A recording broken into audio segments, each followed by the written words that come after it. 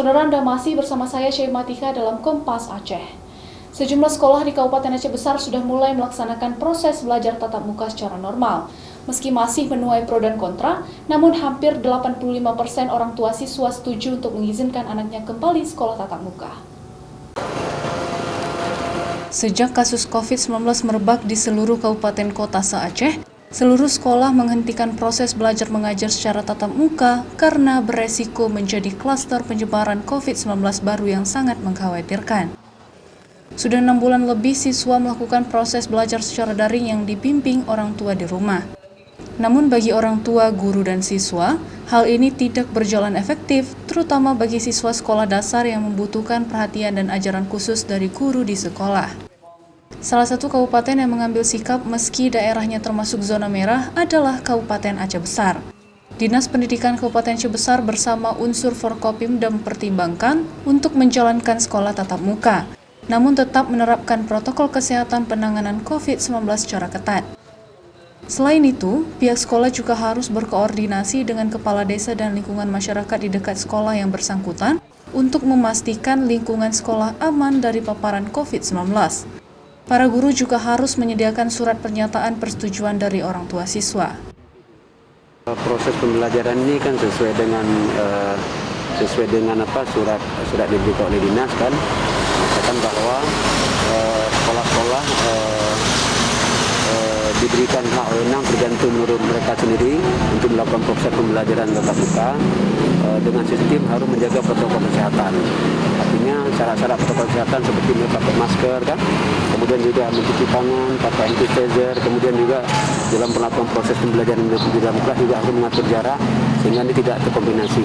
Salah satu sekolah yang berhasil menerapkan proses belajar mengajar secara tatap muka adalah Sekolah Dasar Negeri Garut Kecil, Kecamatan Darul Imara, Aceh Besar. Sudah sebulan terakhir pihak sekolah kembali belajar secara tatap muka bersama siswanya. Sekolah ini sangat disiplin dalam menerapkan protokol kesehatan pencegahan penyebaran COVID-19 seperti membuka kelas belajar secara bergilir dan membatasi jam belajar.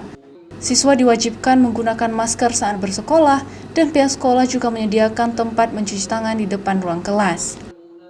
Sebelum masuk sekolah, siswa dilakukan pengecekan suhu tubuh dan diajak mencuci tangan secara bersih.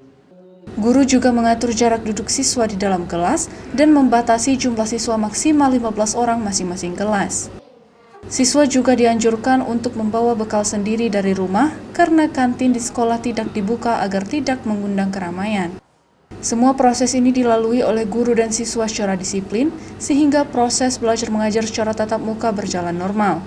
Jikapun ada salah satu siswa maupun guru terpapar COVID-19, pihak sekolah sepakat untuk meniadakan sekolah tatap muka selama masa karantina dari COVID-19.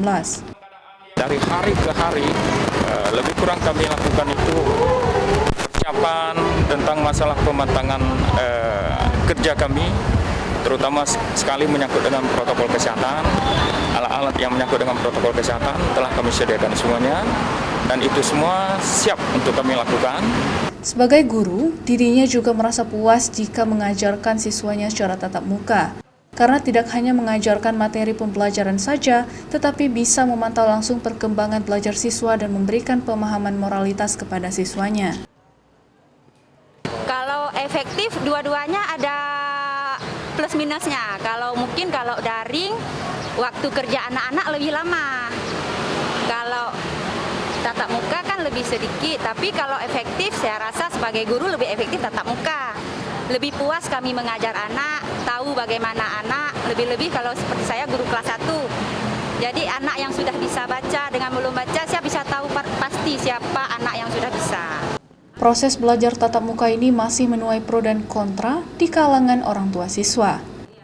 Memang hampir 85% orang tua setuju dan mengizinkan anaknya untuk belajar kembali di sekolah. Namun ada sebagian orang tua yang masih takut untuk melepas anaknya bersekolah dan memilih untuk melakukan belajar via daring karena dapat memantau langsung kondisi anak dari rumah. Menurut saya itu alhamdulillah insya Allah sebaiknya sekolah langsung diterapkan, diaktifkan. Walaupun yang sebagian masih ada yang ragu-ragu tentang COVID ya. Sekolah tetap menyarankan memakai masker, cuci tangan, menjaga jarak antara anak dengan duduk di dalam kelas.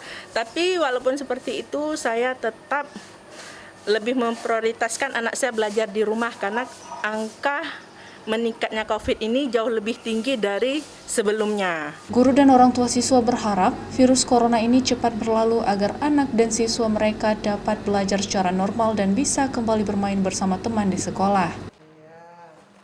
Nova Mistayanti, Kompas TV, Aceh Besar.